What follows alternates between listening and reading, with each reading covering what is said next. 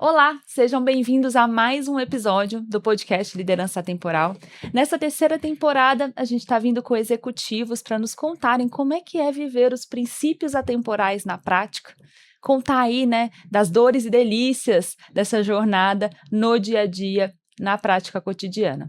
Hoje eu estou aqui com um convidado especial, o Jeff Sestari, ele é diretor de RH da Latam Airlines, e não vou ficar aqui me apresentando, Jeff, para vocês, vou deixar você se apresentar, Jeff. Muito bem-vindo. Primeiro, Obrigado, muito Gabi. obrigada por estar aqui e Imagina, eu que aceitar o agradeço. convite.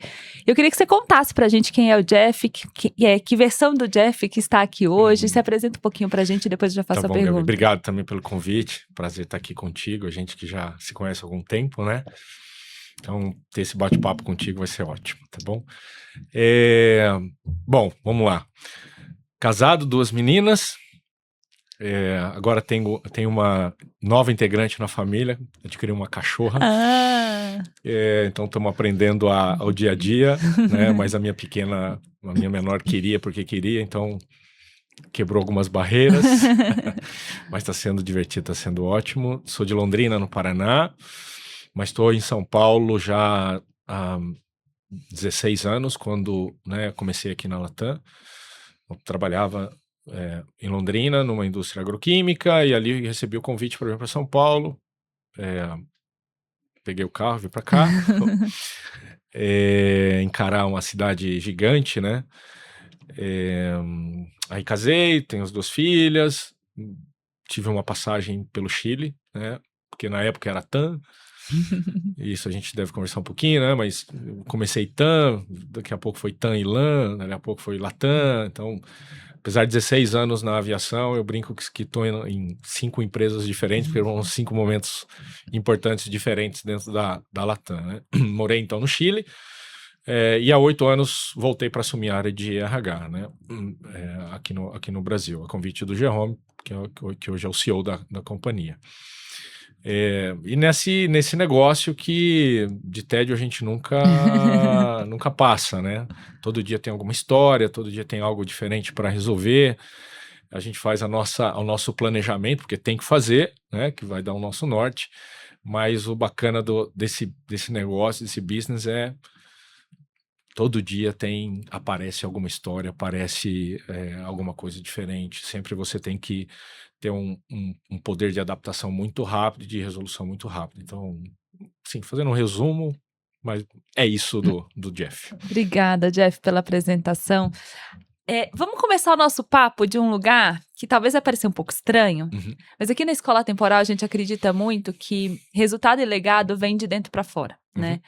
E a gente consegue trazer legado, principalmente, que é essa visão de resultado, impacto de longo prazo, quando a gente tem esse alinhamento, né, dos meus princípios, crenças e emoções, com as minhas atitudes, como eu reverbero isso nas minhas relações. Então eu quero começar de trás para frente quando eu falo isso, é porque eu quero começar desse lugar de legado, né? Quando tudo isso passar, né, cargo, conquistas, títulos, o que você gostaria de ter deixado? Ou até talvez hoje mesmo, sentado onde você está hoje, quando você olha para trás, o que você já percebe que deixou e o que você gostaria de continuar construindo? É sempre difícil, né, de fazer o exercício de olhar para trás e falar qual é o teu legado, né? Porque normalmente as pessoas acabam pensando, pelo menos eu, em algo palpável, né? O que eu deixei, né? E você vai fazendo coisas que vão se perpetuando dentro da empresa, mas mais que no meu modo de viver, de coisas que eu fiz ou coisas de entregas, mas talvez a emoção e o como foram esses momentos, né? E quando eu falo de emoção, porque muitas vezes são vitórias, né? Desafios enormes que você tem e que quando termina, né, você sai com aquela sensação de missão cumprida, né, de felicidade, mas você também passa por muitos momentos difíceis, né? Se eu fizer um recorte de pandemia, por exemplo, teve um momento que a gente mandou 6.000 pessoas embora, 6.000 pessoas que eram importantes para a empresa, não era um problema de entrega, de comportamento daquela pessoa, né, enfim, de qualquer outro motivo que faz com que uma empresa desligue algum empregado. A gente fez e foi dolorido para todo mundo, né? Mas eu acredito que seja nesse processo de dor que você consegue entregar um resultado, ou seja, em algum desafio, a forma que você conduz. Então, no fim, acho que depois que eu tiver um pouco mais velhinho do que eu já tô, e olhar para trás e conversar com alguém, para mim olha, eu lembro daquele momento que foi difícil, mas foi tão importante a gente estar junto, foi tão importante a forma que a gente trabalhou. Então, para mim, o legado, mais que é importante também você deixar algumas marcas, né, algumas coisas que você implementou e que isso fique, mas a forma que você conduziu alguns processos e alguns desafios que você teve durante a tua carreira, que daqui a algum tempo alguém olhe para você, alguém comente e fala, naquele momento a diferença foi a forma que foi conduzida pelo Jefferson, ou pela equipe do Jefferson, ou pela área de RH. Para mim, acho que é mais importante ser lembrado por aí. E eu fiquei curiosa, essa pergunta, a gente conversou aqui, né, que é perguntas derivadas das suas respostas, essa é a primeira. Uhum, Eu fiquei curiosa de pensar como esse ponto, né, que você trouxe do como você faz, né, e como você faz as coisas, ou como você implementa os projetos, ou como uhum, você lida com os desafios. Eu queria saber como tudo isso se conecta com o legado que você quer deixar para suas filhas também, né, uhum. desse impacto seu no mundo, assim, né, no sistema, enfim. Eh, Você sabe que sempre também é um desafio, e na minha cabeça tem uma coisa que eu tento dividir um pouquinho entre na minha casa e no trabalho. A gente é a mesma pessoa, Uhum. né? Então não dá para falar assim, o Jefferson de casa é um. Não. Mas a hora que tem um apelo mais de vínculo, de emoção por ser família, eu ainda sou um pouco coração mole na minha casa, né? Poderia ser um pouco mais duro da forma que eu acabo sendo no dia a dia. Não que eu sou, né, um sargento e apesar de falar de sargento, eu prestei serviço militar e amo o serviço militar, mas eu acredito muito em um resultado, em buscar excelência Uhum. e cobrar daquelas pessoas que realmente podem entregar, né? Sim. Eu sempre falo para o meu time, se eu estou cobrando vocês aqui porque eu acredito e sei que vocês podem entregar algo diferenciado, não a mesmice, não algo normal. Uhum. E assim a gente vem construindo a área de recursos humanos na Latam já há 8 anos. Na minha casa eu também tenho a mesma cobrança, mas eu vou ser sincero para você que eu sou mais molenga, sou mais o paizão de flexibilizar algumas coisas que talvez eu não flexibilizaria. Porém, é, eu acho que exemplos, coisas de dia a dia, que eu acabo fazendo, eu entendo que é pelo exemplo que elas vão olhar para mim e vão falar assim: "É nesse caminho que eu tenho que seguir", né, respeitando uma pessoa, sendo exigente em alguns momentos, não necessariamente direto com elas, mas como elas estão comigo todo dia, elas sabem o quanto eu sou exigente, Sim. o quanto eu sou questionador, o quanto eu sou brincalhão, né, porque tem que equilibrar, né, as 2 coisas, né. Então tem o meu lado brincalhão, mas eu tenho o meu lado também de seriedade. Então a gente tem um momento de brincar, tá aí a nossa Mel, a cachorrinha nova, que o meu coração mole acabou cedendo, né? Mas por outro lado, ó, agora é hora de fazer a tarefa, vamos sentar ali e vamos fazer. Então, eu acho que o legado do tema familiar vem muito do exemplo dos pequenos gestos de dia a dia, né? Pequenas coisas, não estou falando de grandes, mas acho que os pequenos sinais são os que ficam, são os que as pessoas acabam reparando em você e olhando e falando, aquela pessoa é daquela forma, é assim que eu quero seguir também. E é interessante, né, Jeff, quando eu te escuto, eu percebo que tem a conexão do exemplo, né, o como se traduz no exemplo, Uhum. e isso acaba reverberando e vai gerando uma certa consistência também, né? Eu gosto muito de trabalhar o como, né? Então, vou voltar um pouquinho no Aham. exemplo das 6.000, acho que o que faz você tocar o time naquele momento, que também está mexido, né? Ninguém quer desligar 6.000 colegas naquele Sim. momento, né? Então, só que a gente tem que fazer, né? Naquela hora, respira, a gente está aqui junto para se ajudar, mas a gente vai ter que ir lá e vai ter que encarar isso, né? Mas eu quero que vocês façam pensando se fossem vocês do outro lado. Então, o respeito que vocês têm que ter, o tempo que tem que ter na hora de conversar, porque vai ter gente que vai reagir, tem gente que vai sair xingando, né? Uhum. Eu já sabia que essa empresa ia fazer isso, vai embora. Tem gente que vai demorar muito tempo, vai falar 1000 coisas, vai explicar da família, vai chorar. E a gente tem que respeitar o tempo. Então, acho que é isso que eu tento passar para o time em momentos difíceis, né? Se coloque no lugar, respirem. Sentiu que ficou pesado, volta para cá, vamos conversar para a gente retomar e fazer o que a gente precisa fazer e depois ter o nosso momento de se cuidar, né? Porque depois de tudo isso foi muito pesado. Mas o como, para mim, sempre ele é muito importante, né? Então, nos momentos difíceis, né, se colocar no lugar do outro, né, ser bastante empático, ter uma comunicação muito clara, não ficar enrolando, Uhum. né? A gente trabalha muito, muito, muito, muito isso dentro da empresa, né? De o que eu tenho que te falar, vai lá e fala. Não dá uma volta, não enrole, porque é pior, né? É Uhum. melhor os 5 minutos vermelho, te Uhum. falando a verdade, do que o resto da vida amarelo tentando É, te enrolar. E aí também tem um cuidado no processo de comunicação quando a gente fala, porque o ser transparente não é ser mal educado, porque a gente fala assim, sim. então eu vou falar tudo para aquela pessoa, É. né? Não, ser transparente é falar de uma forma correta, uma forma adequada, mas falar o que você precisa falar para aquela pessoa para que as coisas caminhem. Então, acho que essa junção de uma boa comunicação clara, transparente, se colocar no lugar do outro né, se eu fosse aquela pessoa recebendo aquela informação, como que eu faria? Você consegue, de alguma forma, gerar um,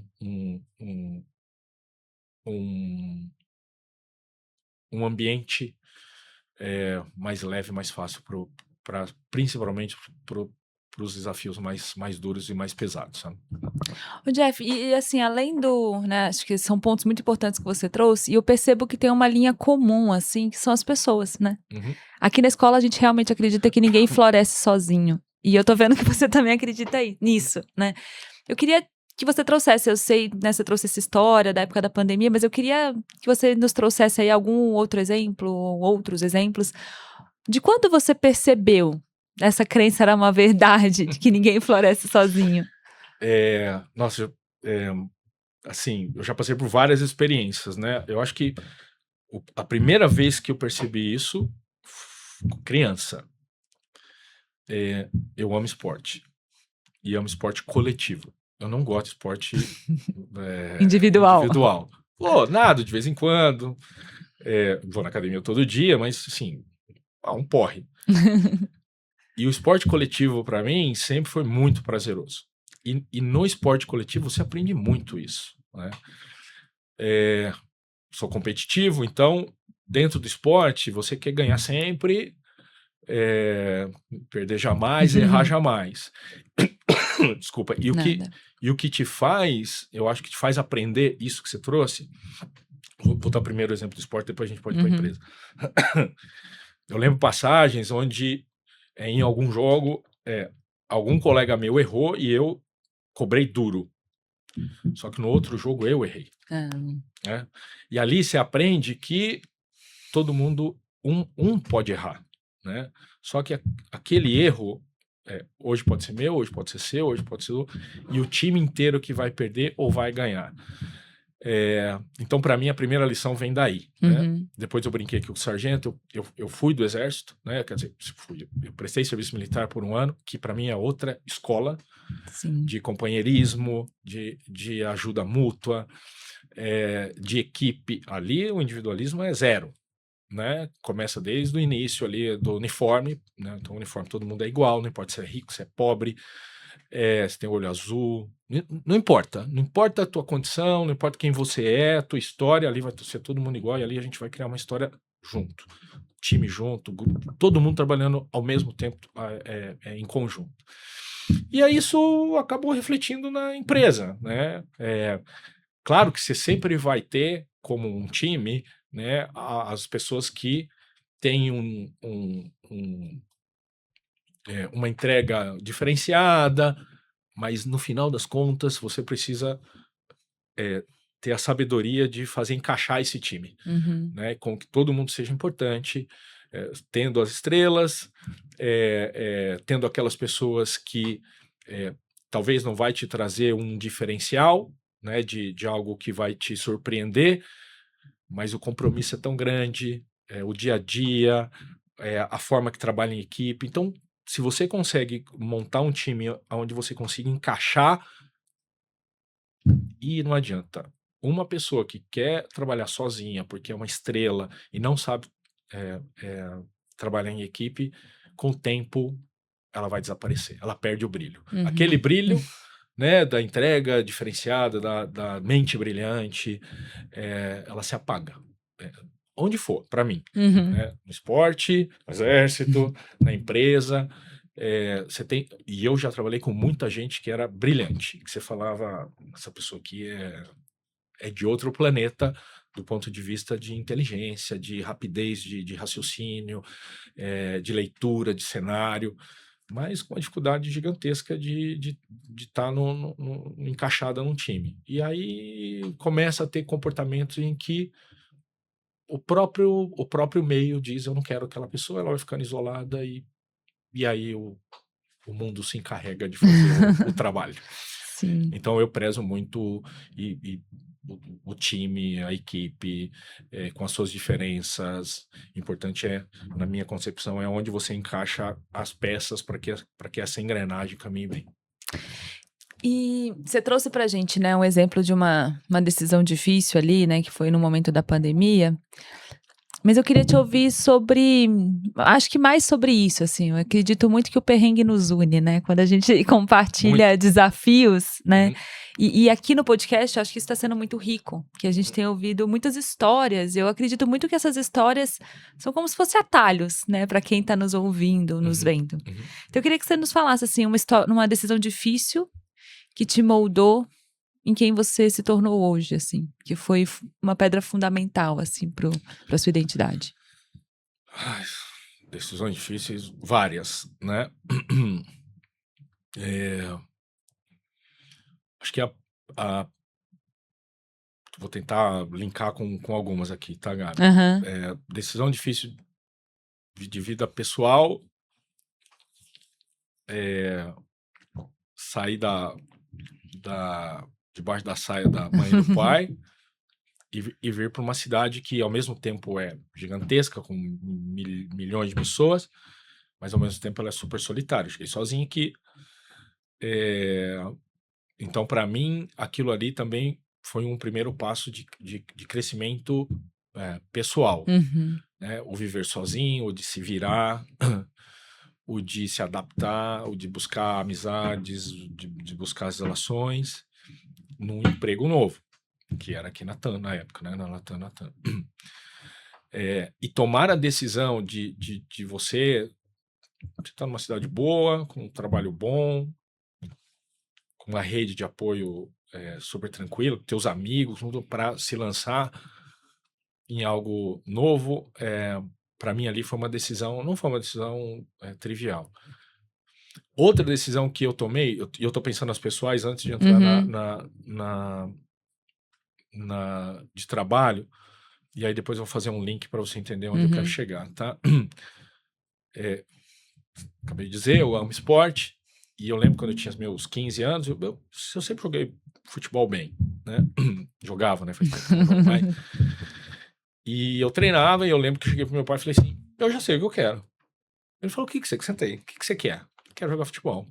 Ele falou, beleza. E aí, que meu pai também gosta, mas foi me dar uma lição de realidade, né?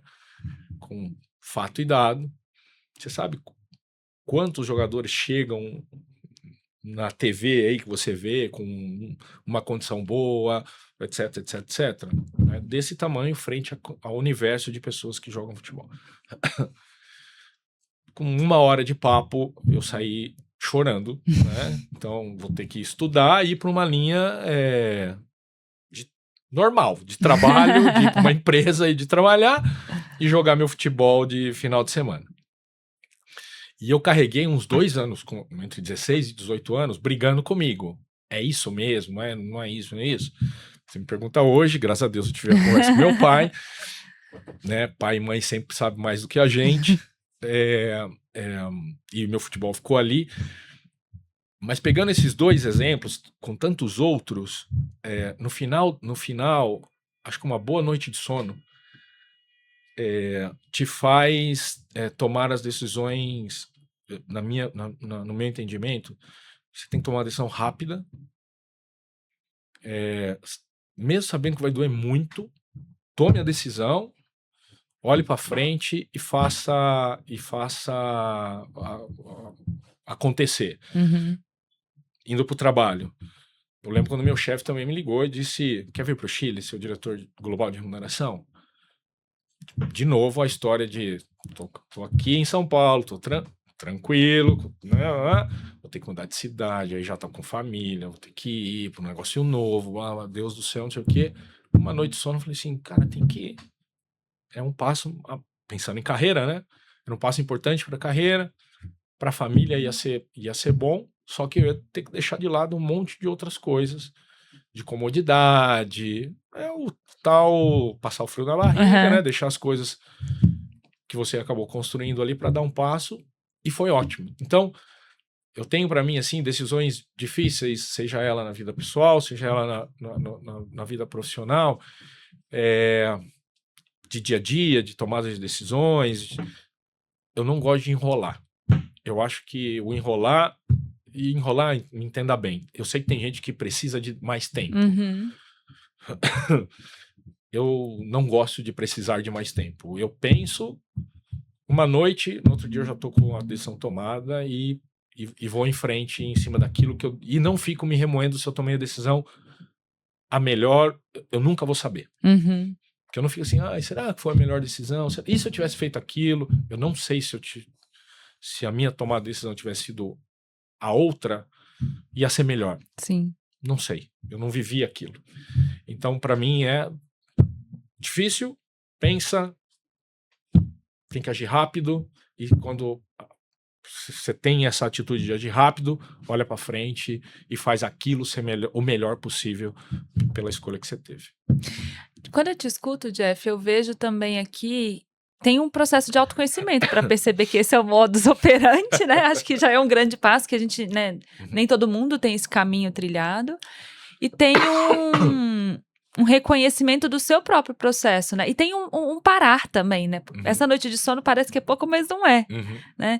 Eu queria que você contasse um pouco mais, assim, quais os hábitos hoje que você nutre para ter essa clareza, né? E esse processo definido interno, acho que é uma clareza de autoconhecimento, essa clareza de processo de maturação de uma decisão difícil, até mesmo de determinação para depois fazer acontecer. Quais os hábitos hoje que você nutre para você conseguir dar consistência nesse processo de tomada de decisão? É uma coisa que você vai construindo, né, Gabi? Esse entendimento, né? Claro que agora é fácil falar para você, não, é uma noite de sono, assim, mas óbvio que eu já sofri muito, né, para tomar uma decisão, de ficar remoendo, mas o tempo vai te ensinando que tem caminhos mais curtos e muitas coisas não estão na tua mão. Sim. Né? A gente passa muito tempo no nosso dia a dia, né, preocupado em coisas que a gente não consegue administrar, né? E isso, para mim, eu não faço mais, mas uma coisa que me ajudou muito lá atrás, eu fiz terapia, né?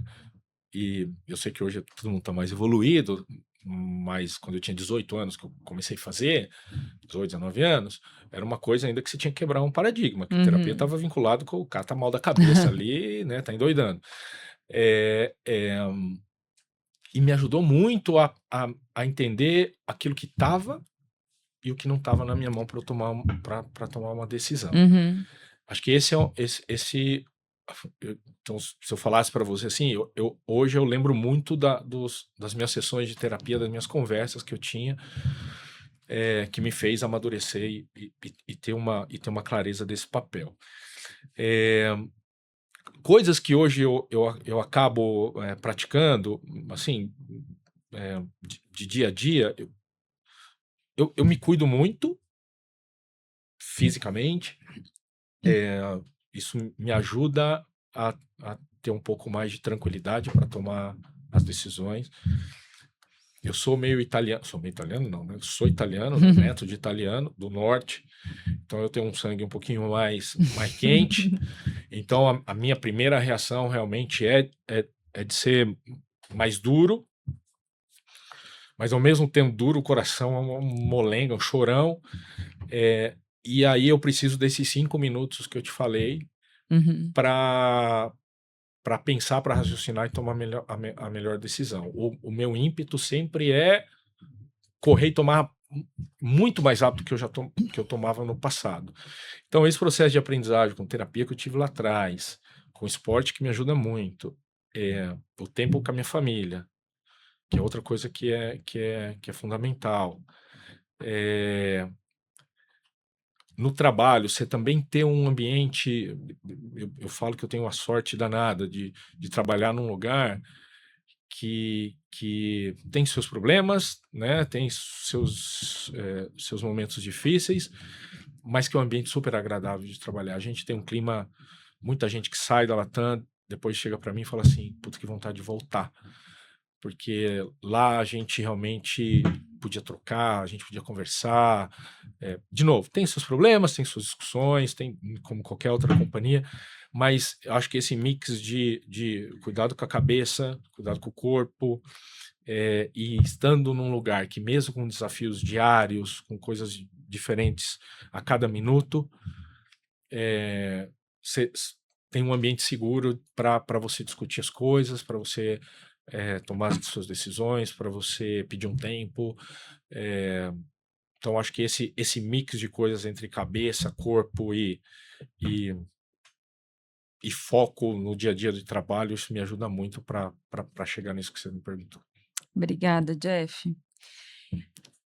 Nessa trajetória toda e diante de tantas escolhas difíceis, certamente princípios e valores seus determinaram ou te apoiaram nessa tomada de decisão.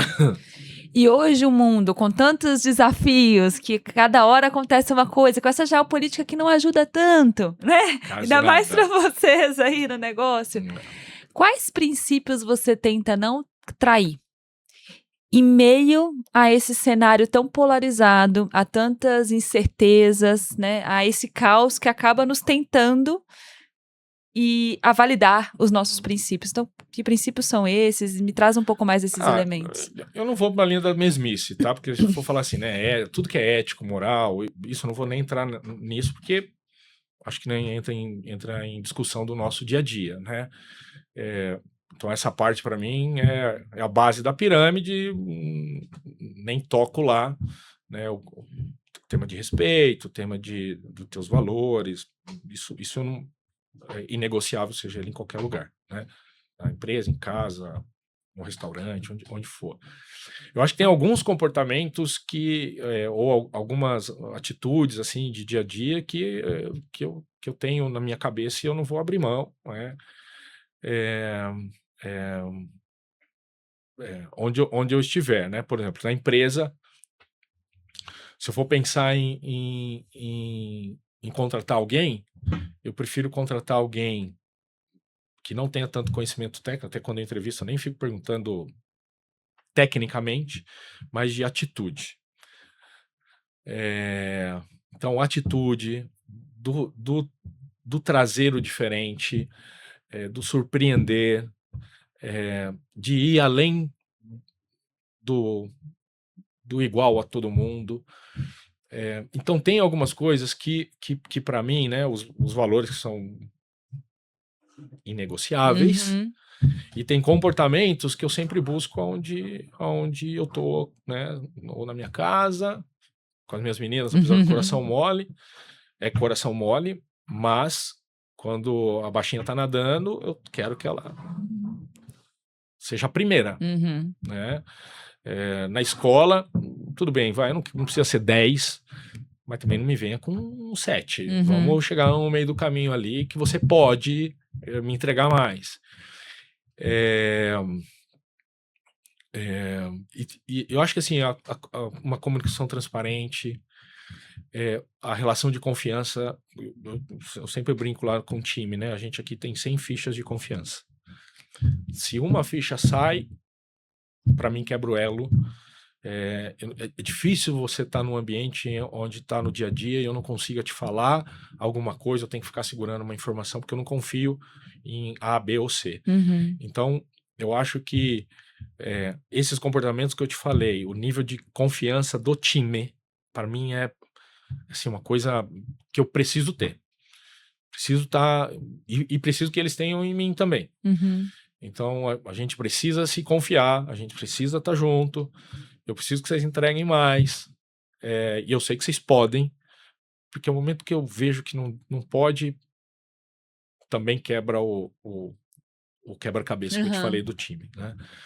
Então, acho que um pouco isso, não sei se é nessa linha que você me perguntou, Gabi, mas assim, aquela base da pirâmide de ética, de moral, né? Aquilo ali que todo mundo tem que ter, Uhum. né?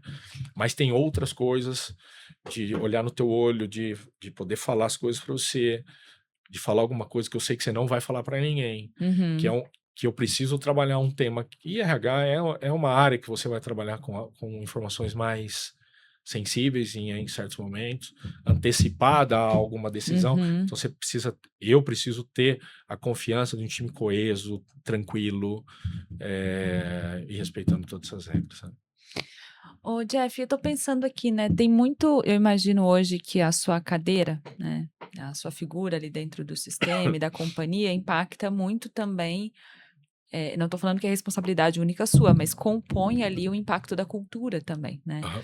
E pelo que você me trouxe aqui, que a gente já conversou e pelo pouco que eu conheço da aviação, é isso, né? Sempre tem altos e baixos, é uma volatilidade, uma incerteza grande. Uhum. Eu acho que agora, com o surgimento de IA, com a geopolítica do jeito que está, eu acho que esse nível de incerteza ou a velocidade da mudança está maior. Uhum. Isso gera mais desconforto nas pessoas, Aham. mais insegurança. Queria te ouvir um pouco sobre papel de liderança, principalmente nesse contexto de cultura, de valores. Uhum. Como é que você vê o papel da liderança hoje? Mudou alguma coisa? Não, Queria te ouvir mais sobre não, para isso. mim, o papel de liderança é o mesmo, adaptado aos novos comportamentos, aos ajustes de comportamentos, ou aquilo que você quer aculturar dentro de uma companhia, né? Se eu pegar a história da Latam, né, no começo a gente falava muito, né, do primeiro pilar, que era segurança e entregar resultado. Quando junta a TAM e LAN, era isso aí, ó, segurança na aviação, primordial, e a gente vamos entregar o resultado. Depois a gente foi ampliando esse modelo cultural com outros itens, com os outros tópicos, né? A gente queria ser justo, empático, transparente, simples. Agora a gente quer ser uma empresa digital. E digital, né? Eu falo, mas cultura digital? Cultura, não estou dizendo o aplicativo, o ChatGPT, isso está aí. O que vai fazer mudar é o meu comportamento frente a essas ferramentas. Como é que eu quero transformar uma empresa, né? Como é que eu quero que as pessoas realmente comecem a utilizar tudo isso? E é super complexo. Antes de vir para cá, eu estava num curso de ChatGPT, que não é só você ir lá e fazer uma pergunta, né? Sim. É criar um agente, é o Codex, enfim, tem tanta coisa que a gente precisa começar a gerar essa curiosidade, Uhum. eu quero ir lá e eu quero ver. Mas voltando à tua pergunta central, eu acho que a liderança ela é o motor fundamental para que a cultura de uma companhia aconteça. Eu não vou conseguir chegar o RH, né, com os braços do RH a 25 mil empregados que a gente tem hoje na Latam, amanhã vai ter 30 mil. Não vou conseguir, né? Eu preciso que desde lá de cima todo mundo comece a fazer a mesma coisa. E eu volto no tema do exemplo que a gente falou lá das meninas, né? A área de comunicação vai começar a falar, né, das guias culturais, né, dos comportamentos que eu espero. A gente vai desenvolver ferramentas, então a avaliação de desempenho, vai ter lá, né? Como que você avalia o Jefferson na competência X? Você vai trazer ferramentas, você vai trazer comunicação, mas se a liderança, desde lá de cima, né, até a liderança mais operacional ou mais do dia a dia, né, vamos dizer assim, se ela não internaliza aquilo, se ela não entende aquilo, se ela não reconhece aquilo como importante, eu vou ficar remando sozinho, fazendo comunicado, pintando parede, falando, né? E aí toda essa turma tem que entender e tem que começar a transformar isso em comportamentos, em exemplos, em como é que eu faço isso no dia a dia. E isso você tem que. Aí sim é o papel importante nosso, de ir dando elementos, de ir dando ferramentas, de ir dando, Ah, tá. entregando informações de como essa liderança começa a transferir esses comportamentos para baixo. E aí você vê uma empresa, é claro, né? A cultura de uma empresa. Ajuste não, mas a cultura de uma empresa, ela não é do dia para a noite, né? Sim. Ela repetidamente, você tem que fazer, você sabe infinitamente melhor do que eu, do que eu tô falando. Só que a gente vem em pequenos ajustes, né? Acho que a gente conseguiu encontrar um modelo, desde que ela foi concebida, de ter os seus pilares, né, culturais, e a gente não mudou radicalmente, a gente foi só ajustando e agregando itens novos, comportamentos novos, e que as pessoas foram entendendo bem. Então, não foi aquela enxurrada de informação, Uhum. do que esse pessoal está falando. A cada hora que a gente precisa fazer um ajuste, os exemplos são simples, né? Isso aparece na comunicação desde o presidente até dos outros líderes. Uns têm mais facilidade, algumas áreas menos, o que é super natural. Mas esse trabalho todo tem que ser em conjunto. A gente vai pensando um pouquinho, mas o motorzinho do dia a dia é o líder, ele que realmente vai transformar, vai fazer o aculturamento, vai ser a peça fundamental para uma cultura de uma empresa. E no momento que a gente vive hoje, assim, se você pudesse e de novo, né, eu tô falando no momento que a gente vive hoje, mas você acabou de falar que não necessariamente mudaram as competências, mas enfim, o que que você colocaria como as 3 principais da liderança para lidar com tudo isso? 5 gerações no mesmo ambiente de trabalho, tecnologia, geopolítica, incerteza. O que que você colocaria, Gabi? Os 3 principais pontos que eu acredito e talvez o que vocês estão fazendo na Latam também como exemplo. É, a gente apesar de tudo isso que você está trazendo, né, das gerações diferentes, a gente não fez pequenas adaptações, né? Eu acredito que no final do dia, Gabi, todo mundo quer estar num lugar vencedor, todo mundo quer estar num lugar onde você se sinta bem, se sinta respeitado, por mais que doa, se sinta comunicado, né? Uhum. Todo mundo fala assim, eu amo feedback. Eu falo, amo feedback bom. Na hora que você vem para fazer um feedback de desenvolvimento, é duro, é difícil, e você tem que ter uma certa habilidade para aquilo. Mas no final, eu acho que qualquer ser humano, seja de qualquer geração, ele quer estar num ambiente vencedor, né? Que eu coloquei primeiro. O que é um ambiente vencedor? Eu quero estar numa companhia que a hora que eu falo, trabalho numa empresa A, né? Enche o peito, as pessoas reconhecem que é uma empresa importante, uma empresa que traz resultado e que com o resultado reconhece o empregado. Então eu acho que esse é o modelo que todo mundo quer. O segundo é de respeito.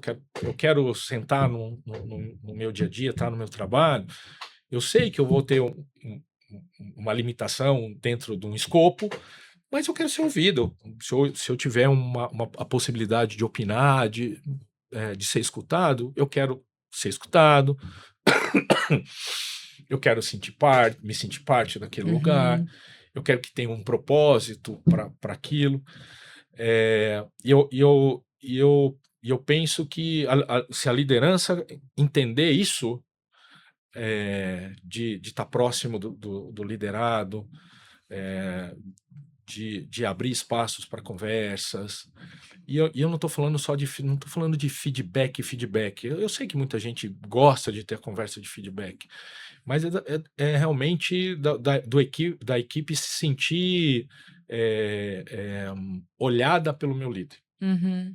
né? Cuidada pelo meu líder. E cuidado não é falar só sim, né? É puxar a orelha quando precisa, é pedir a nota 8,5, né? Não precisa ser 10, não é 8, mas não vamos no 7, dar a direção, ajudar nesse processo. Então, eu acho que não tem uma receita, para ser bem sincero, né? Muita gente me pergunta assim, qual que é a receita?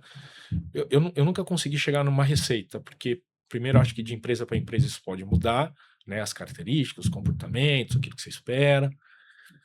Mas eu acho que tem alguma coisa que é comum a todos nós, são esses pontos que eu te falei, né? Você está num lugar vencedor, você está num lugar onde eu sou respeitado, onde eu faço parte, onde eu tenho um propósito. Se conseguir embalar tudo isso, o mundo vai mudar, vai passar por processos diferentes, mas com isso bem encapsulado e você conseguindo fazer bem no dia a dia, a digitalização, a gente está chamando ela de digitalização, né?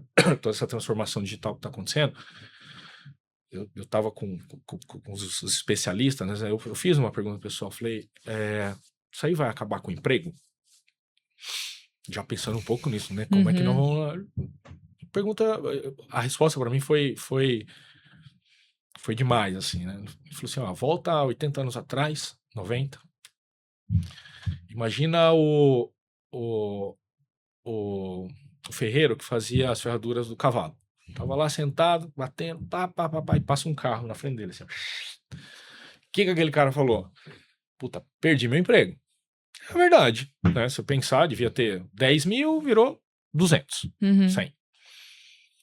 Mas o cara que era o ferreiro pode ter virado o borracheiro, o frentista, porque a tecnologia ou as coisas novas te trazem outras oportunidades, né? Claro que eu estou sendo simplista, talvez na forma de exemplificar, mas nessa transformação a gente vai ter que se adaptar, a gente vai ter que entender, realmente vai mudar e numa velocidade muito rápido, mais rápido que a gente imagina.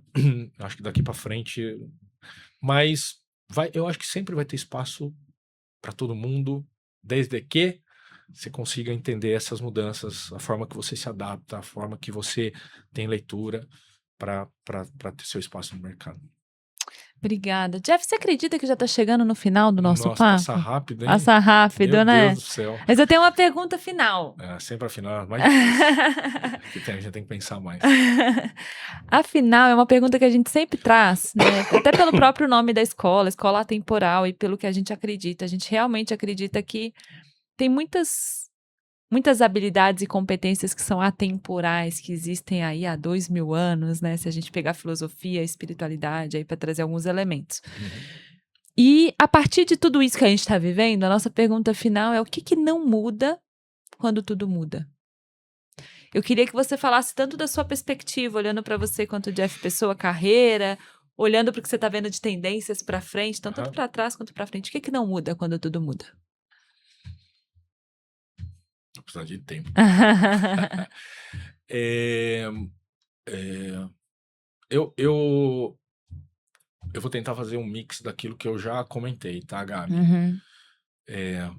Porque é óbvio que o mundo vai mudar numa velocidade grande, né? A gente tá vendo isso, tudo isso que a gente tá passando. Mas, para mim, sempre vai ter espaço para aquela pessoa que te surpreende, que tem uma atitude diferente. Mais do que o conhecimento técnico propriamente dito, que se aprende. Para mim, quem surpreende, seja onde for. E se me permite, eu vou te dar um exemplo que eu sempre dou. Eu estava num evento da Latam, e aí me perguntaram, eu queria que você falasse, na verdade era um alinhamento, né, que eu ia falar para mais ou menos umas 120 pessoas, o que é importante essas pessoas fazerem para o desenvolvimento da carreira dela. E a expectativa da pessoa que estava me perguntando era que eu falasse assim, a pessoa tem que estudar inglês, a pessoa tem que fazer faculdade, tem que fazer um MBA, tem que fazer não sei o quê. Que para mim hoje, tá aí, tem que fazer, né? Tem que fazer o curso XPTO, blá, blá, blá. E eu fui falei, deixa eu pensar aqui. E eu dei exemplo muito simples de um cara que trabalha numa padaria perto da minha casa. Às vezes à noite eu pego a minha filha menor, passo na padaria, ela gosta de sentar na bancada e ver o chapeiro fazer o pão na chapa dela. E desde o primeiro dia, ele é assim, mas com ela tem um carinho especial. E até hoje, passado já uns 5 anos, ela faz questão de sentar e ir lá conversar com ele. Mesmo que a gente não pare para tomar um café. Todas as vezes ele chegava e ele ficava na altura dos olhos dela, conversava. Quando ela estava no chão, ele se agachava, dava importância para ela. E a hora que eu sei que ali é fácil talvez exemplificar, mas ele trazia o pão na chapa e ele trazia um pãozinho de queijo. Aquilo eu olhava ela que os olhos brilhavam. Não é inglês, não é a faculdade, não é, mas é a atitude daquela pessoa naquele momento. Eu acho que vai passar 10 anos, 20 anos, eu já nem vou estar mais no mercado, mas as atitudes das pessoas, a forma das pessoas, eu acho que é o que fica. Aí eu conecto o legado que eu já te falei, quando eu vou contratar alguém que eu olho, na hora de uma decisão difícil, é o que vai fazer a diferença. Então, além de valores que você, mais uma vez, é intocável, né? Quando você pergunta na hora que muda, né, o que nunca vai mudar, é aquilo que você aprendeu, aquilo que é a tua base, aquilo que te sustentou até agora, é o respeito que você tem pelas pessoas. Mas eu acho que no mercado de trabalho, no dia a dia, é aquela pessoa que tem uma atitude, aquela pessoa que está a fim de contribuir, a pessoa que trabalha em conjunto. Um ou outro trabalho vai ser lá fechadinho, no cantinho e tal. Mas para mim, o que nunca vai mudar são essas pequenas coisas. A atitude da pessoa, o trabalhar em conjunto, o fazer o diferente, que vem de dentro para fora, que você comentou um pouco. Acho que o dentro para fora é muito mais do que o fora para dentro, né? Aquilo que eu sei que eu vou absorvendo, eu acho que eu vou absorvendo e vou tendo mais maturidade no meu dia a dia, mas o interno para mim é tão importante que eu acho que é isso que pode mudar meu chefe, posso mudar de empresa, posso mudar de casa, posso mudar de país, a minha atitude, a minha forma, acho que isso são os marcos que ficam, é o legado que fica, e é que quando tudo muda, não muda. Muito obrigada, Jeff. Antes da gente encerrar, eu quero deixar aqui à disposição esse espaço, esse momento. Caso eu não fiz alguma pergunta, caso você queira fazer uma mensagem final, quero deixar esse espaço para você aí finalizar Gabi, o nosso papo. eu agradeço, eu tentei de alguma forma contribuir, né? É claro que se deixar aqui a gente fica 4, 5 horas falando, porque tem muita história, né? São anos de experiência. Claro que na aviação, né, como eu brinquei com você, né, todo dia aparece alguma coisa nova, então histórias tem muitas, né, os caminhos que vão tendo a bifurcação, né, você chega e fala para onde eu vou, que decisão que eu tenho que tomar, mas eu acho que de uma forma geral eu tentei expressar aqui, deixar aqueles pontos que para mim são importantes para o dia a dia. Muito obrigada, Jeff, Obrigado, pela generosidade de compartilhar suas histórias. Feliz de estar aqui. Obrigada. E, pessoal, a gente encerra aqui essa conversa. Se você gostou, deixa aqui seu comentário, sua pergunta. É muito bom compartilhar essas conversas, esses momentos com vocês. Em breve traremos mais histórias, porque é aquilo que a gente conversou. Acredito muito no poder das histórias e das conexões. Então, obrigada por contribuir aqui, Jeff, hoje com a gente. Obrigado você. Obrigado, Gabi. Obrigada.